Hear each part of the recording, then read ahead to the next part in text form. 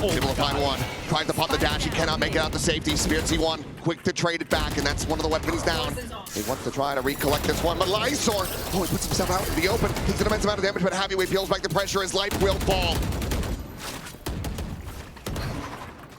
Now there's a chance. A very real one. Did Lysor not get the gun? No, he didn't manage to find it, I don't think. Either way, 30 Luka seconds tops left. back up. Leo having the heals.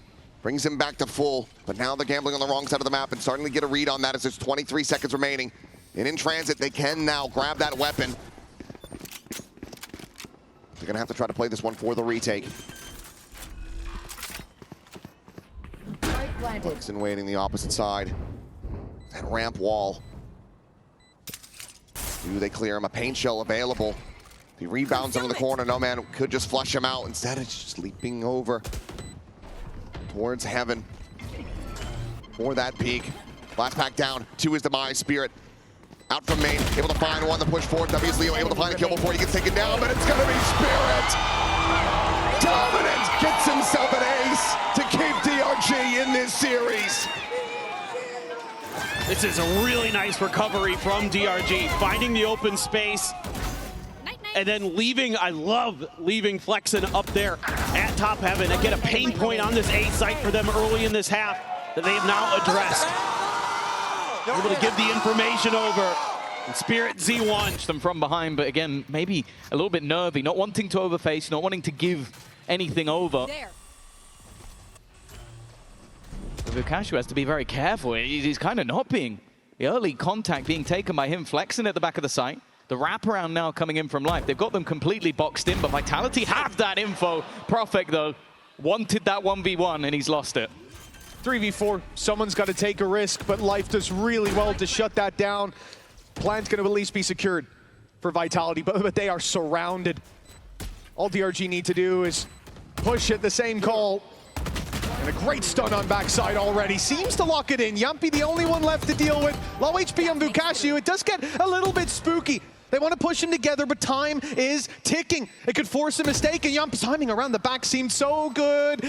Dodging that peak as it comes in, running the clock ever lower, bringing it to a 1v1. Yumpy so close to the ace, and he'll get it, burying DRG. Deeper and deeper by the round.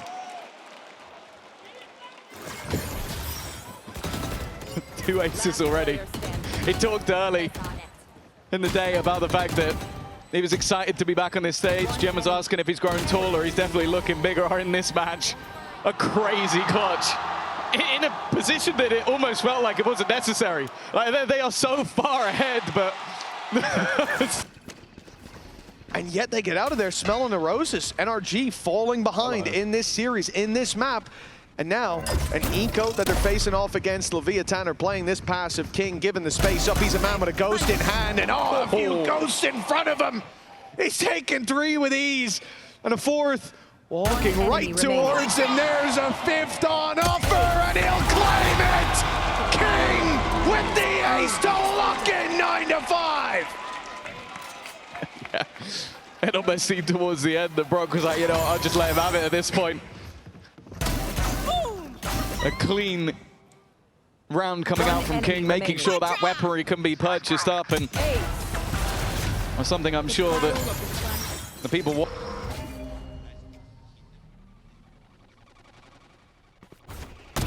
Oh my goodness! Oh, that's rough. You hold your breath, you wait to see what happens, and it's devastation every time. HP. The Outlaw ripping them to shreds, and Durka, he's going back for more.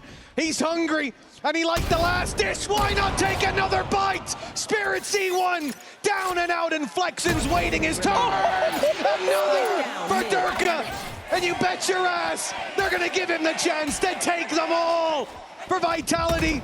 A team who we questioned if they could even make it here. But who amongst you doubts them now? Durka closes with an ace.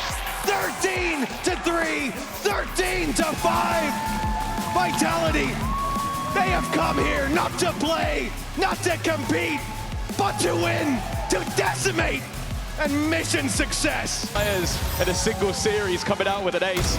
If there isn't a confidence boost for Vitality, I don't know what is. It's such a comfortable looking squad. The issues that we saw earlier in the year seemingly being ironed out, and well, even still the trade is immediate and both players have been spotted. That's good. Makes things difficult, but they line up for Sayonara. He now needs an ace on his debut on the international stage. Two players stand ahead of him. The first already falls. The youngster looks to take over, and it is only 4 rounds in, and Sayonara already enters the international stage. We talked about pressure for this man, and that was on the regional stage. Imagine how much more is in play here.